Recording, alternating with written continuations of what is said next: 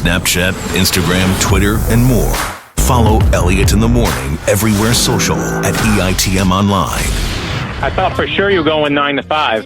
Oh, come on. Too predictable. How are you, sir? How are you? I'm good. I am literally, what's so crazy, I was supposed to be not in a car right now, but my son's graduation yesterday had a gas leak at it. They evacuate the entire thing, send everyone home, and tell all the Floridians, just come back tomorrow. It'll be fine. Let's just say the parents reacted very calmly to that. Don't worry. But wait a minute. So, like, everybody who, like, and listen, I graduate. Look, I'm dealing with it also, right? Like, we both have a kid that's graduating this year. Like, that messes up schedules. We'll just have to do this tomorrow? Woo, yeah. Boy, that's a problem. It was no problem for book tour. It's not like we plan anything for this, right? I mean, we moved. I told the publicist, I'm like, listen, I don't care. I know Dolly Parton's coming out. It's wonderful. It's great. Nothing on Wednesday. My son's graduating. I will be there. And they're like, put everything on Thursday. It'll be fine. And they're like, we're going to move the graduation to Thursday. I'm like, oh my gosh, I'm that guy now. So I told them, I'm like, we cancel stuff, we move stuff around, but the one thing, as you know, we never cancel is you. We love you. Exactly. Thank you. And I love you. Hey, can I ask you something? We'll get into the books in a moment. Can I ask you something though? I was playing around on your Instagram and I saw a picture that you posted and it reminded me of something that you and I haven't talked about in years. Did you do we're pulling our kids out of school today for the Disney trip? Did you do that this year? We finally did. So, you know me long enough. We've done this since my kids are little, in kindergarten. Every year, one day, we go into the carpool line, and just as we're pulling through carpool, rather than dropping them off, we basically say, hit the gas, and we say we're going to Disney World because we live in Florida. We drive straight to Disney World. The kids, when they were little, were like, everything was so excited because every day could be a trip to Disney World. My nephew used to be like, Uncle Brad, we going today? Is it today? Is it every day? Every day for the school year. So they started getting really smart and figuring it out. And for 2 years, we haven't been able to do it because of COVID. And we just did it 10 days ago. We finally went and we kidnapped my youngest. The two oldest were in on it and escaped to Disney World. Was it awesome, though? COVID, I'm sure. It was awesome. I mean, the thing is like, we're going to Disney World in Florida. I'm like, we're going to Disney World. We're super. Oh. We went on the Star Wars stuff. We had a great time. And the funny part was we always take a video. And when the kids were really little, to surprise them, one of the things I used to do, like in the beginning, I just yell it. And then the second time they'd be like, wait, Dad's dressed up a little bit more than he usually looks like a schlub. We're going somewhere. So they started figuring it out. So one year I hid in the trunk of when we had a minivan. And my wife was driving, so they didn't think it was me. And then as my wife said, we're going to Disney World, I jumped out of the trunk and they were screaming like lunatics, like they've been attacked. And so my son, when my daughter says, because we let my daughter surprise him this year when she was driving him, she says we're going to Disney World. And you can see on the video, I'll send it to you, my son literally looks backwards and he looks for the trunk as if I'm still hiding in the trunk. And I love that I've turned my son into like a PTSD for Disney World. That's awesome. But now I will tell you this. When I was when I saw that picture, obviously I was scrolling through Instagram. I don't have to tell you what my favorite picture up there is. From the Star Wars thing? No, just from you, just from pictures that you've posted somewhat recently online. Which one? I have no idea. Which one? Jackie Robinson's son reading I Am Jackie Robinson. Come on. And you know what? We had no warning of it. We didn't know they were going to do it. I heard that the Dodgers were going to read. The Dodgers have been really kind and do a lot of stuff with our I Am Jackie Robinson book. And I know they have Jackie Robinson Day. It's obviously very special there because it's the Dodgers themselves. And all of a sudden, I get a thing that says, Jackie Robinson's son is reading I Am Jackie Robinson. I'm like, video or it didn't happen. And they send me this video, which you saw the picture of. And I'm like, I'm done. I don't know what else to do. I can't top that. My son is finally, my oldest, it's the only time he's maybe slightly impressed. It was amazing. It was, you know how much I love Jackie Robinson. So to see that, I was like, oh, you got to be kidding me. Anyway, I know I don't have a tremendous amount of time, so let's get going. 2 new books in the Ordinary People Change the World series that are out. I am Dolly Parton. And Brad, listen, I learned so much about I Am Pei, starting with the pronunciation of his name, but it is very, very hard to do. I am Pei. Like, it doesn't roll. I am Dolly Parton. I am Jackie Robinson. I am Abraham Lincoln. I am Amelia Earhart. They all roll off. I am Pei. Like, it doesn't, I struggle with it. No, we thought about doing just I apostrophe M. Like, we just were like, just go for it. Who cares? And listen, there's nothing to do. I mean, if you saw how many bad dad jokes we did on that name when we were putting the book together, but the crazy part of that book is we thought we were such geniuses because I Am Pei is, of course, the great architect and, redesigns the Louvre. And I was like, I'm a genius. I've come up with the perfect thing. We're going to put an actual pop-up of the Louvre. So this book becomes a pop-up book when you get to the Louvre. Right. And they're like, yeah, they said, yeah, genius, you're so smart. You just delayed the book an entire year because of the supply chain. So the book has been done for a year. It has been worked on. It was supposed to come out with, I forget if it was Oprah Winfrey or something else. And anyway, it took an extra year because of my smart move. But it is worth it, man, because we got a pop-up book in the Ordinary People Change the World series. And I do love that it is a pop-up book, and I thought it was a great touch. How did you end up? Listen, I'll be very honest. Like, I knew that he did the Louvre, and as I'm sure you learned, as I did, he did a lot of stuff. I don't know if you were aware of that, but how did you end up with him? And by the way, I love his story. I love everything about his story. I love his view on perspective. I love his parents and how he ends up being or becoming what he becomes. How did you get to him? Yeah, I mean, the honest truth was the number one letter, Elliot, that we were getting for years was, "Where's your Asian American hero?" It's from kids saying, "We saw you did someone black. We saw you did someone white. You did someone Hispanic. You did someone who's Indian, Native American. Where's our hero?" And, these kids they're like little terrorists. They don't write nice letters. They write demand letters. They demand what they want. But the truth is we listen to them. When kids write us, when the letter before that said, "Where's your Hispanic hero?" And that's why we did Frida Kahlo and Sonia Sotomayor, because they just were like, we want heroes for all of us. We're used to heroes who maybe look like us. But there are kids out there who I Am Pei is going to be the one hero that they're like, that looks like me. And it's so important to them. And we were getting letters nonstop. I said, we got to do it. They didn't care who it was. And I called my friends who are Asian. I said, look, and it was wild, but I said, who should we do? And over they said the same thing to me. Don't do Bruce Lee. Everyone thinks my kids know karate. Right. And I was like, I hear you, brother. Who do you want? And I Am Pei came up and I was like, let me see if he's good. And as you saw in there, it became a whole book that was not just about being an architect, but it was about being the architect of your life, about having a different perspective. And I was like, oh my God, this guy is 50 times better than I ever anticipated. So the I Am Pei book just came, once we started doing research on a couple different people, he was obviously the standout. The part of the story about I Am Pei that I love is one of the buildings that he did is the tower in Boston. And I believe I'm remembering this right from the book, is when he first did it, like, weren't all the windows falling out? Didn't that almost ruin his career? Not only that, the editor said, should we put this in the book? It's Hancock Tower, the most famous building, arguably, in the Boston skyline that people see when you look at Boston. Right. And he designs it, but it's early in his career, so all the glass, because it's a glass front building, is falling out. I mean, it's glass falling from a skyscraper that potentially is killing people. It's a failure. It's a disaster. But he says, and we put it in the book because it says, listen, you can't always do everything perfectly from the start. You got to learn from your failures. And it's that failure right there that teaches him how to build what becomes JFK's presidential museum. It uses the same technology that he uses when he does the Louvre, the famous triangle that everyone enters in the Louvre.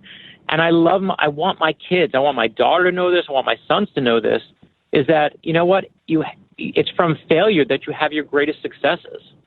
I love that for his work at the Louvre, and I mean his entryway, that kind of that diamond is probably the most. I mean, on the outside is probably like when you think of the Louvre, or if you've seen pictures of it, you think of that entryway, and it started from him going, where people don't even know where to go in. Like there's not even an entry point for anybody to go into the Louvre. Well, that's what he says. You know, they hire him. And the truth is the French people all hate him. They don't want some Asian guy who's Chinese to come in and tell them what to do. They're like, you don't understand our culture. We're the French. We're the best. You're going to give us nothing. He winds up just like ignoring it all, walking around the Louvre. And if you've ever been to the Louvre, you know it's like these big giant palaces. And he sees, wait a minute, there's no bathrooms. No one knows where to go to the bathroom. No one, it's like walking around and just observing. He just says, just observe. Find new perspective in things you see every day. And as he walks to the center of the court, he's like, no one knows where the front door is to this place, people. He's like, and where's it going to be? He's like, we're digging down, not to the left, right, north, or south. He's like down. And I love the fact that it's the best lesson that those answers sometimes are right in front of you. We got to remind our kids that if you don't change your perspective, you're going nowhere in life. And I love those final lines in the book that says, you know, your life is something you build brick by brick, and you got to build something wonderful and build something inspiring. And that's not me writing I am pay. That's me writing to my children. Right. And you know, the other thing, Brad, like there are two things from his childhood that I love. I love that just miraculously he loves billiards because he likes figuring out angles to hit the balls. Come on. Is that the best? Yes. And the guy goes on to be the greatest architect. Come on. 100%. Like, I literally saw that and I was like, it's going in the book. And Chris is like, what? I'm like, dude, he sees the world differently than the rest of us. How do we not highlight that? It's spectacular. And can I ask you this? Because I know that you're immature like the rest of us. When you were writing the part of him learning about Confucius, how many of the old silly Confucius sayings did you do in your head? First of all, that is the most edited page in the whole thing, because the editor kept being like, no. We finally, and the only way I convinced her is doing research, I found the actual thing that his grandfather said to him, and that's the only way she let me do it. But of course, how could you not? It's like doing your mama jokes. It's just like childhood comes back. And then let me pop over to Dolly Parton. And obviously, I mean, Dolly Parton is massive and continues to be so, and is going into the Rock and Roll Hall of Fame. Coincidentally, the architect behind that is I.M. Pei. But I mean, Dolly Parton is massive. I don't think, well, I know I didn't know her whole backstory. It really is a fascinating upbringing of literally coming from nothing and not caring what anybody looks like, not caring who anybody is, of just, I am going to follow my dream. Well, hell, her favorite book, the only book she had, it was The Little Engine That Could, and that was all she turned her life into. Listen, when she's born, I mean, we're doing a book called I Am Dolly Parton. You think it's like a layup. It's like, it's the only person we all agree on, beside like Betty White these days, right? And I thought, okay, she's good, she's fun, it'll be fun. And then exactly what you said, I'm like, what? Like, she was born and her family was so poor that they paid the doctor with a sack of cornmeal. Like, that beats everybody's "my family was poor" story by 1 billion. Right. Right? Like a sack of cornmeal. And then, like you said, her secret is she's the little engine that could. That was her first favorite book, one of the first ones she loved. And when she starts the Imagination Library, you know, they tell her, you're going to be just a music singer, a country singer. She's like, no, I'm going to sing to every audience. They say, you're going to wear these kinds of clothes. She's like, no, I'm going to wear these fancy, crazy outfits with butterflies and glitter all over them. They say, you're going to just, you know, be a musician. She's like, no, I'm going to open up my own amusement park. I'm going to be a movie star, and I'm going to start my own library, the Imagination Library, a charity that gives free books to kids all across the country. You know what the first book they give away in the Imagination Library is? You know, it is The Little Engine That Could. And I friggin' love that about her. Hey, is that, and I didn't know about the Imagination Library, so I'm reading it in the book and I learn about it. Does she still, it says in the book, Brad, you talk about, and I have to believe it's true, you tend not to make up a lot of things. She gives away 2 million books a month. The one thing when we gave it to like the Dolly Parton people and Dolly Parton to check the book, we always, you know, when we did I Am Jane Goodall, like Jane Goodall proofed the book, and we did I Am Billie Jean King, I spent 2 hours on the phone with Billie Jean King. But this is Dolly Parton, man. Don't mess it up, right? And the thing that was so crazy, when a couple of things that came back is they said, we give away 2 million books a month. By the time you print your book, your facts are going to be out of date. So we had to literally do the math of how many books she donated. It's like 50 million books. She's like at 100 million books now. It's a crazy number. And she gives them away month after month after month to the poorest kids around the country. Wow. We just actually, they're now giving away I Am Dolly Parton books in the Imagination Library, which is even crazier to me. Hey, so when you talk to, like you said, you talked to Dolly Parton's people, did you spend any time with Dolly? I didn't spend time with her, but the edits that came back were so clearly to me. They were like, can you feature the doctor more because he was really kind to my dad? And you're like, okay, I got it. And they were just so sweet. They weren't even like corrections. They were just like, here's who I love in the story. And like, they were things from her childhood. And, obviously what I love when we're doing the Dolly Parton book is, her story is that success doesn't come easy, right? Like, you were obviously playing the coat of many colors, like that's because her mom really made her a coat out of fabrics. And Dolly was a little girl. She wore it so proudly to school, and everyone basically says it's ugly. And she realizes that, where she's from, the secret of Dolly Parton, this is the part I didn't know, is that she always feels lonely and different when she's growing up. Right. Where she's from, no one wants to go and see the other side of the world where she's from, but she always wants to know what's on the other side of the mountain. And her actual physical dream that she used to have was that butterflies would lift her up and take her there and fly her there. And I said, that's a lesson I want for my kids. I want them to know that being a dreamer is a beautiful thing, that the best thing in life can do is to let your dreams take you to amazing places. That's the lesson of I Am Dolly Parton. Is the Jolene fact in the book for real? Well, can you believe that friggin' thing is true? She's literally she's at a show and she comes out, a little girl. I literally sent it to them. I'm like, is this true? Because I know it's in your autobiography, but it doesn't seem true. She's at a show. A little girl comes up, asks for an autograph. Dolly Parton says, what's your name? She says, my name's Jolene. And Dolly Parton says to her, I like your name. I'm going to put it in a song.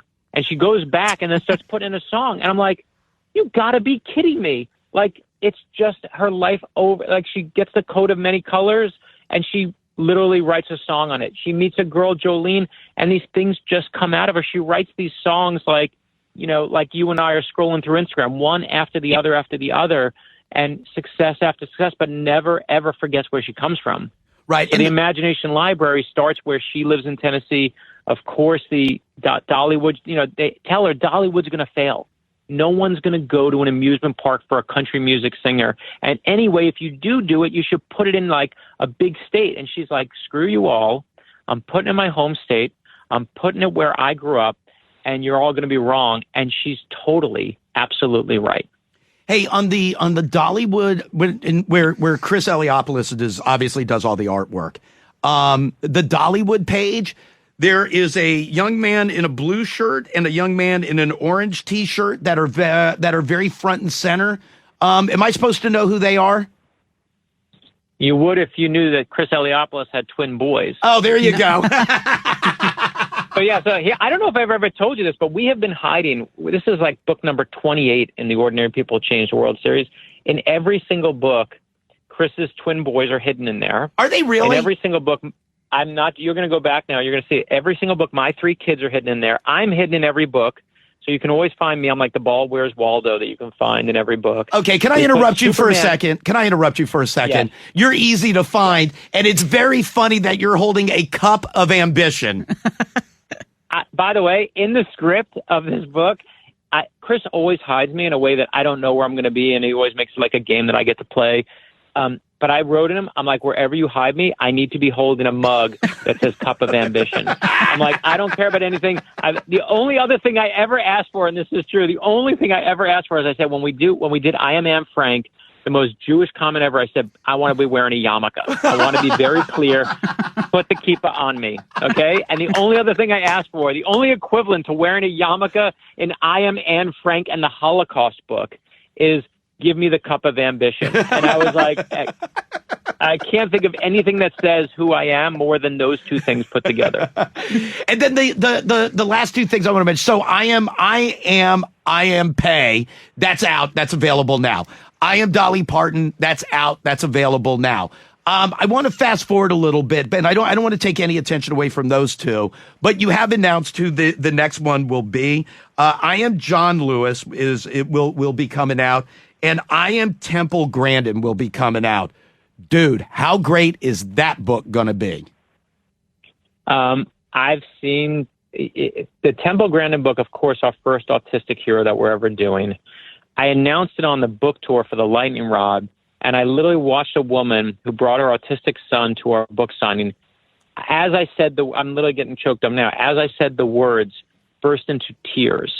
And that book is so meaningful, not just to me, but to so many parents out there whose kids are autistic. And the book is, of course, about how wonderful and beautiful it is to be different. We have Temple Grandin, of course, to weigh in on it. She helped us with our TV show when we had her on the show. Right. And it may be, besides the Anne Frank book, it may be the most important book we ever do. And I don't know if you know this, is a little boy who was autistic who passed away. And the last book he read was I Am Albert Einstein. And the mother wrote to me and said, I just want you to know the last single moment I had that was good with my son before he died was reading your book.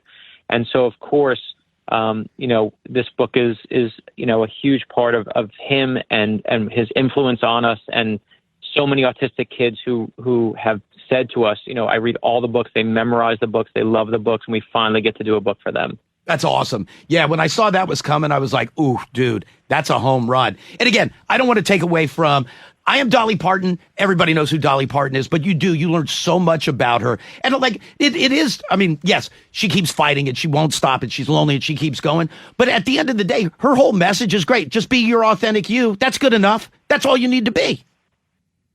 Well, that's the thing is you go to her concerts and you see everybody's there. There's old and there's young, there's rich and there's poor, there's gay and there's straight, there's country folk and city folk. There's, they even have, of course, black and white and everyone in between. She doesn't judge anybody. She loves them all as long as you're true to yourself.